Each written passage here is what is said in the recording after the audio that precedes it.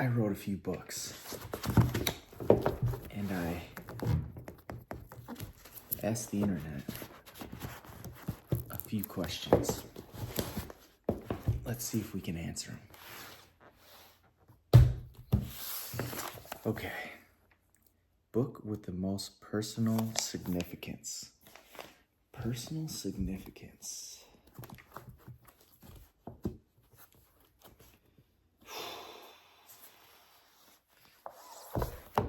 I put 2 in this category. First I go, this is the first one. I changed the name. I did a re-edit a year or 2 after I published this. I changed the name to The Sword and the Staff. But this is the first book I ever wrote. It took me 4 years.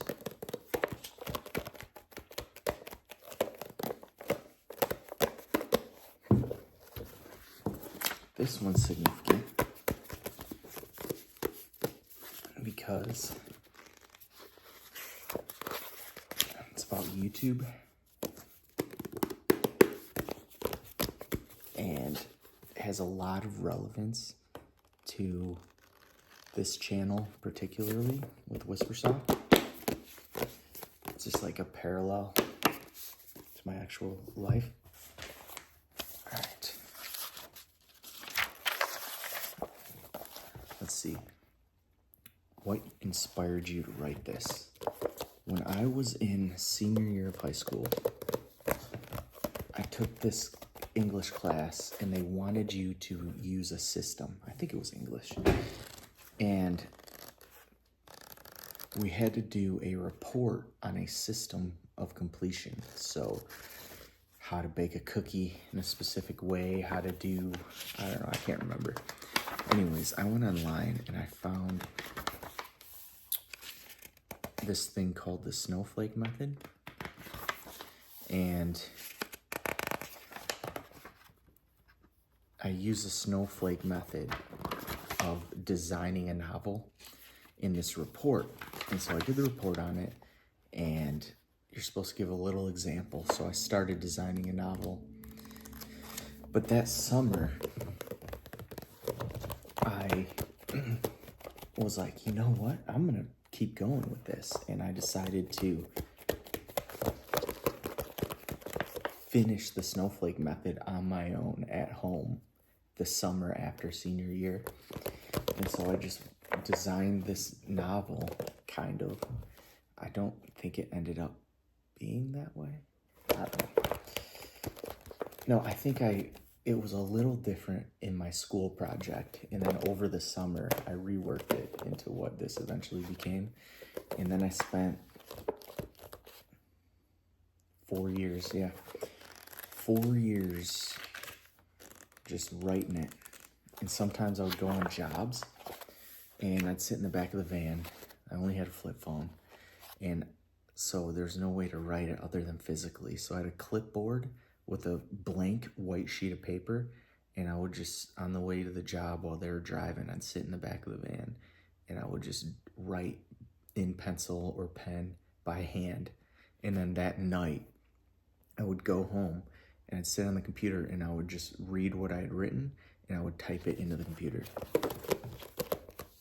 Kind of crazy. Yeah, I'd say most significant. What's the core theme? This book is everything.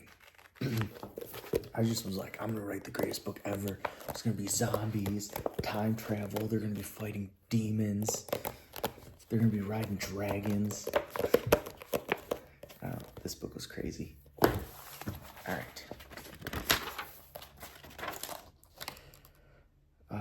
What book is the most popular and receives the best feedback? Say it's a tie. I pushed this one. I'd say this is the best feedback I've ever gotten. It's for Takedown. So I try to give people this book, but most popular, best feedback. I'd say something like these two. This one's the most popular by far. just because it's a classic, straightforward zombie book. And then this is almost as popular as that. It gets higher ratings. I wrote this one later. These are like the same book, but this is about zombies taking over Manhattan. And this is about vampires taking over all of the United States. So, but over the years, this one hit first, and people were more interested in zombies. So, let's see what questions we have. What inspired me to write this? Man, I was really itching for zombies. This came out before The Walking Dead, so I'd say The Walking Dead kind of saturated the market. But I watch all these zombie movies and all this zombie literature, and the theme of the zombie apocalypse is always like, man, people suck. You know, yeah, you're trying to fight these zombies, trying to survive, but then people are gonna come in and they're gonna ruin your day. And I was like, I just want to see the zombies. Like, why in every movie is it people versus people? It's a zombie movie. I want people versus zombies. And so I was like, all right, I'm going to write like people who work together to do their best in a crisis, trying to help each other, being realistic people, just trying to all collectively survive. And it's just zombies are taking over.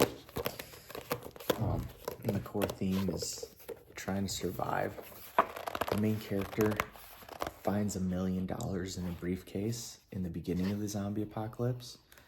So he's trying to survive and keep his money. And so it's like, I don't know, what's your life worth? How much are you willing to sacrifice to keep that money in the middle of the zombie apocalypse?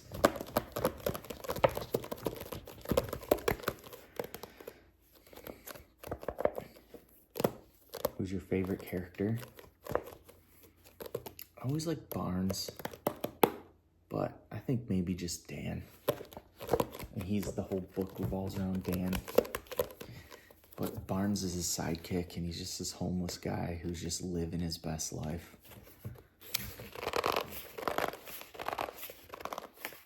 What was the hardest scene to write?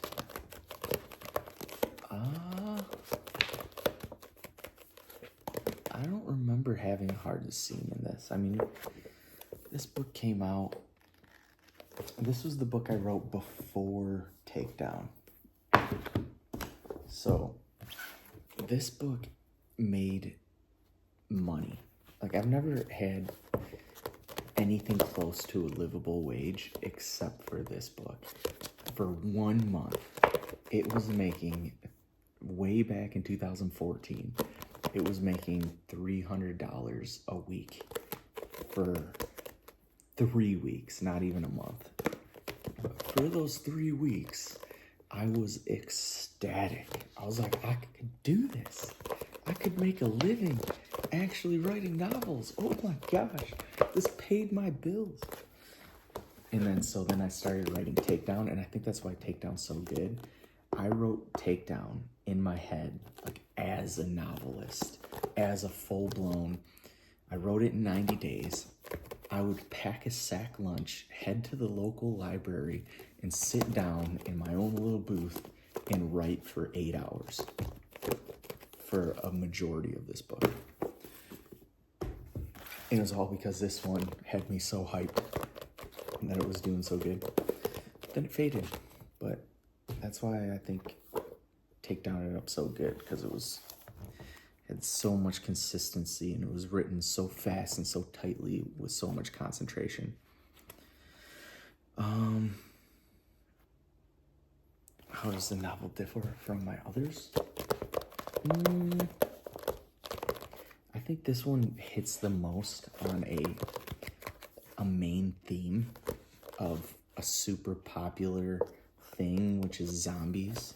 Like, this one, out of all my novels, this one hit a trend or a fad of something that was really popular in 2014.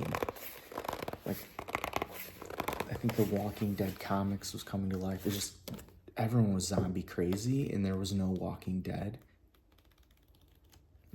So, I mean, I wrote this because I was zombie crazy.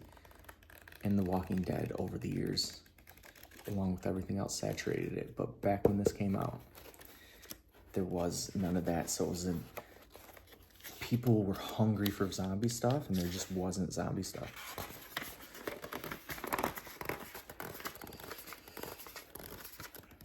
Fun behind the scenes detail.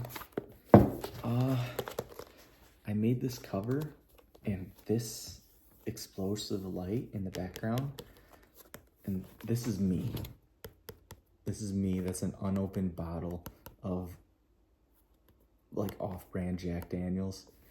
That's me with my girlfriend at the time on my back. That's me in a t-shirt with red paint all over my chest. That's my sister. That's Arrow ASMR. I had a dummy arm that I got from a Halloween shop. She bit it. That's me. It's my cousin Brian. Same. See, this is my cousin Brian. He's in shorts. He's taking these pictures in his living room and sending them to me. He's doing poses in shorts and barefoot. So it's just the same guy. And that's my sister again. And that's me again. And then that's Brian. He put a hoodie on. If you could zoom in on this. It's the same as these two. But you recognize me there? Recognize me there?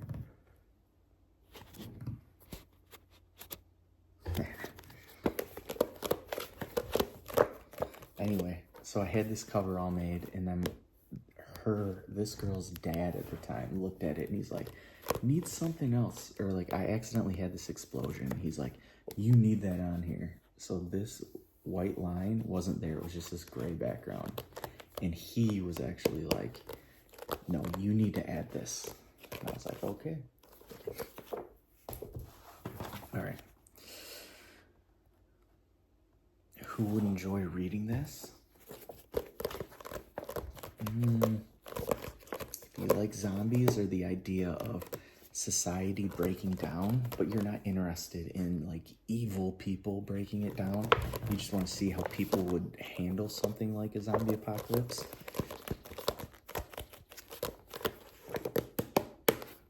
That's who would like this. I don't know. My knee-jerk reaction would be like, boys. But I don't know. Plenty of girls like zombies.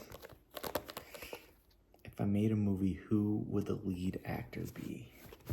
Who would play Hurricane Dan?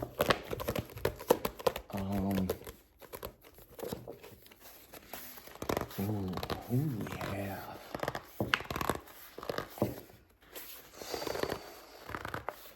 Who's hot right now? Man.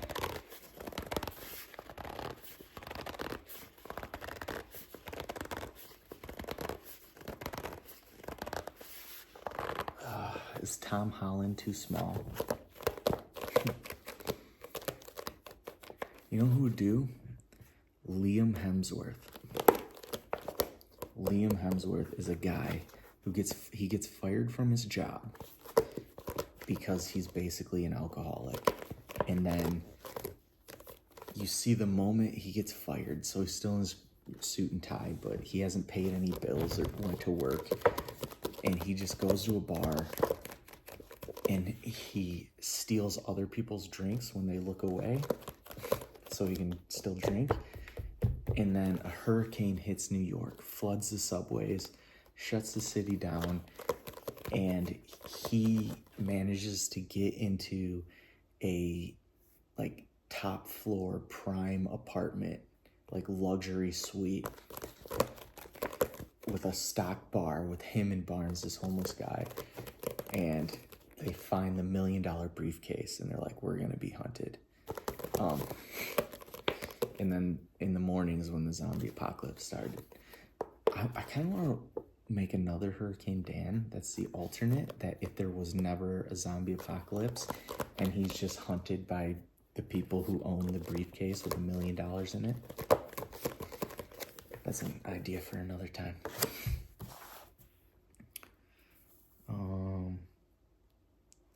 Line or quote I love. Oh, what is a good liner quote? Can't remember a specific liner quote.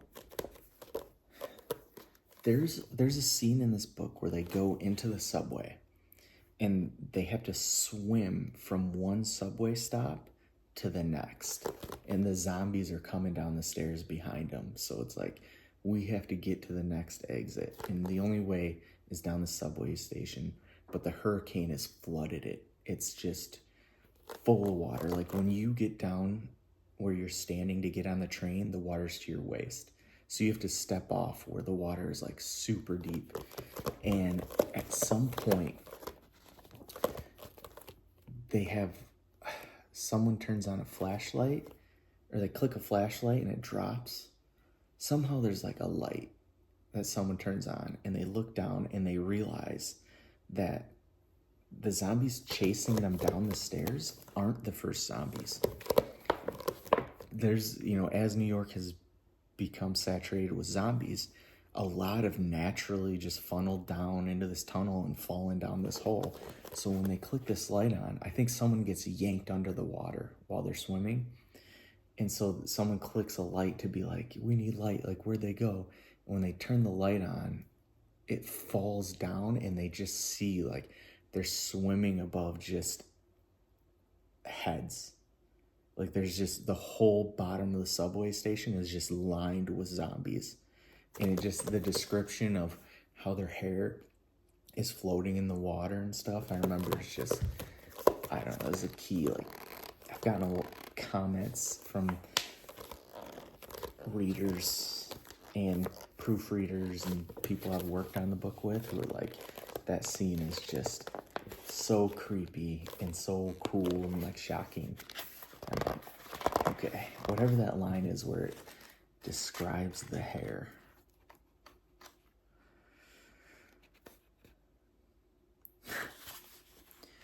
Dickie clicked his flashlight and waved it through the subway station. The faces of 3 zombies stared.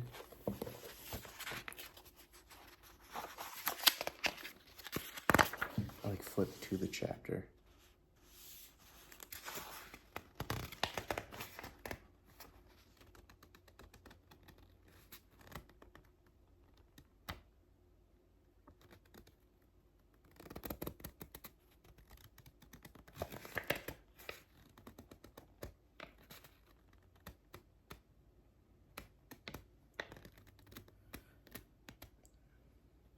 Blackness melted over him, feeding his fears and blanketing his senses. This isn't a cave, he thought. This is a tomb. Now that he knew they were there, he could feel them. Ripples bursting against his stomach as they tried to snatch him up. Here we go. His words had just enough time to echo one time before Dickie was yanked under the surface. When he bobbed back to the top, he dropped the flashlight, revealing hundreds of zombies below them. Their skin ghostly white in the murky glow, their faces distorted by the water. Their hair floated around their heads, adding to their ghostly countenance in the dim light. They are hideous, Dan thought. Dickie was yanked back under, where countless hands grabbed him and pulled him deeper. Keep moving, Dan yelled. We have to stay on the surface.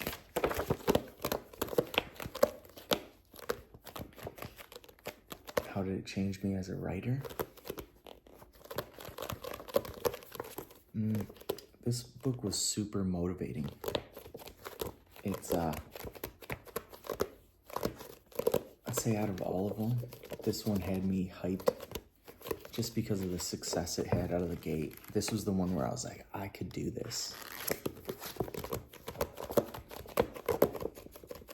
So that's how that one changed me. All right.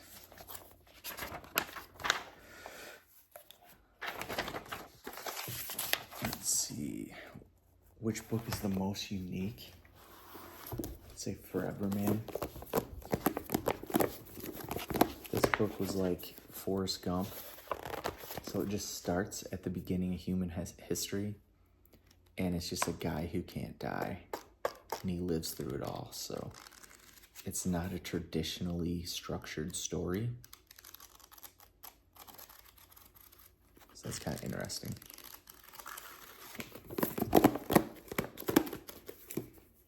All right. Which book appeals to the widest audience? I actually think Takedown appeals to the widest audience. Because though it's creepy, it's not too creepy. It's a sports book, but it's a romance, but it's also a mystery. It's kind of a young adult, but it's got adult themes, so. I mean, I wrote it, I think I was 23 or 24. So it's more like, it's young adult, but written by a 24-year-old for a 24-year-old.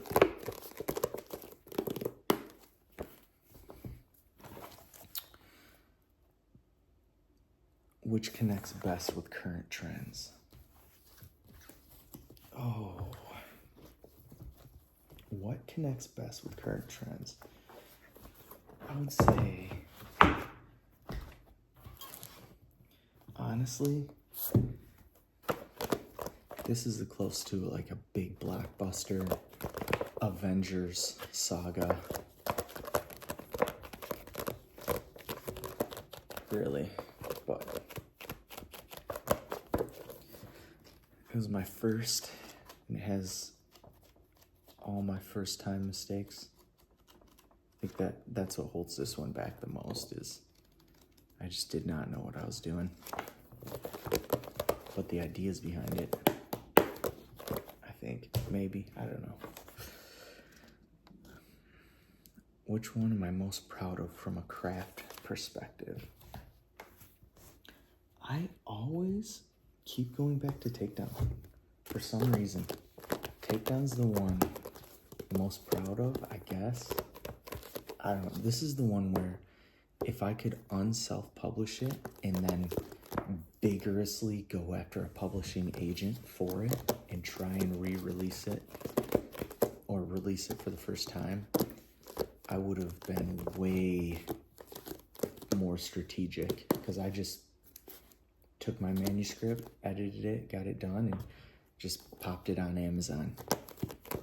Where it's like, oh man, this one is very mainstream. This one really had a shot of a lot of people liking it. But instead I just was like, yeah, pop it on Amazon, call it a day.